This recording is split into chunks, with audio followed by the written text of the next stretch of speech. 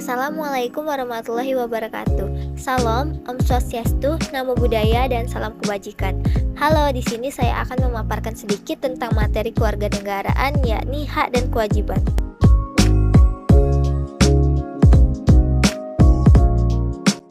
Baik, sebelumnya perkenalkan, nama saya adalah Putri Maulana dari Fakultas Ilmu Sosial dan Ilmu Politik, Program Studi Ilmu Hubungan Internasional dengan NIM 07041282227104. Sebelum memasuki materi, saya ingin menyampaikan rasa terima kasih saya yang sebesar-besarnya kepada dosen pengampu saya, yaitu Ibu Dr. Retno Susanti, Magister Humaniora, dan Ibu Husnul Khotimah Emma, Magister Pendidikan, yang telah membimbing saya dalam mata kuliah ini. Baik, selanjutnya saya akan memulai masuk materi pembahasan terkait hak, kewajiban, dan juga warga negara. Nah, yang pertama adalah hak. Saat mendengar kata hak, apa hal pertama yang terlintas di dalam pikiran Anda?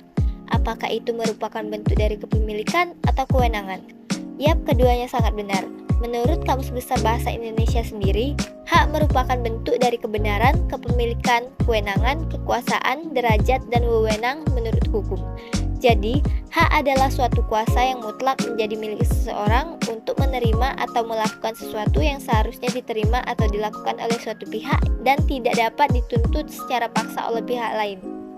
Selanjutnya terdapat kewajiban. Apa itu kewajiban? Dirujuk dari Kamus Besar Bahasa Indonesia, kewajiban adalah sesuatu hal yang harus dilakukan seseorang, yang berarti hal tersebut harus dan wajib untuk dilakukan. Lalu terdapat warga negara. Kira-kira apa sih warga negara itu? Warga negara atau citizens mempunyai arti warga atau suatu anggota dalam suatu negara. Di dalam negara sendiri terdapat beberapa istilah yang sama layaknya warga negara, seperti rakyat dan penduduk. Walaupun hampir serupa, namun kedua istilah tersebut memiliki makna berbeda dengan warga negara loh. Jadi, dapat disimpulkan bahwa hak dan kewajiban warga negara ini dapat diartikan sebagai kewenangan atau kekuasaan dan keharusan yang wajib dilakukan oleh warga negara kepada negara tersebut. Selanjutnya, kita membahas materi tentang kewarganegaraan. Perlu digarisbawahi, warga negara dan kewarganegaraan memiliki arti dan makna yang berbeda loh.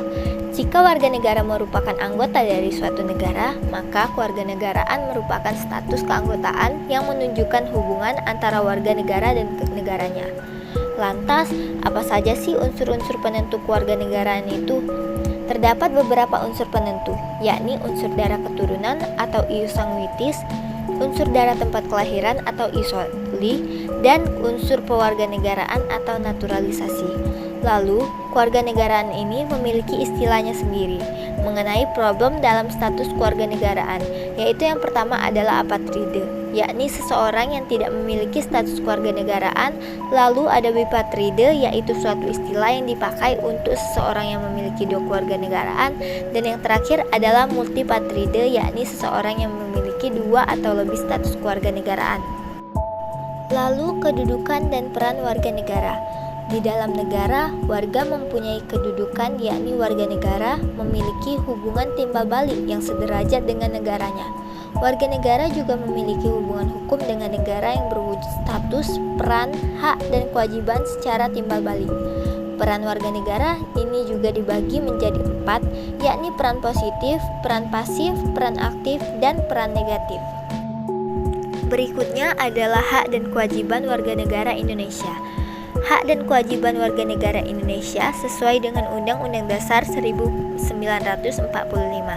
Di Indonesia, hubungan antara warga dan negara telah digambarkan dalam Undang-Undang Dasar 1945 dalam pengaturan mengenai hak dan kewajiban yang mencakup beberapa bidang.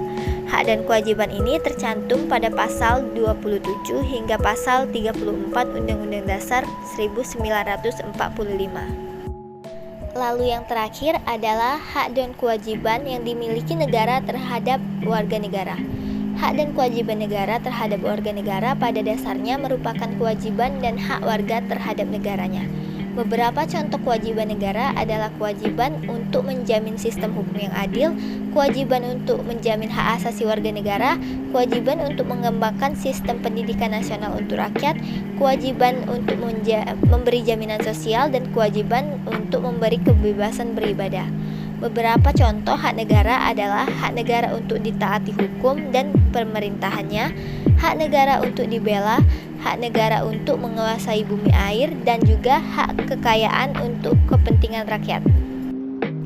Baik, kiranya itu saja yang dapat saya paparkan. Jika ada kesalahan atau kalimat yang tidak berkenan, saya mohon maaf. Terima kasih. Wassalamualaikum warahmatullahi wabarakatuh.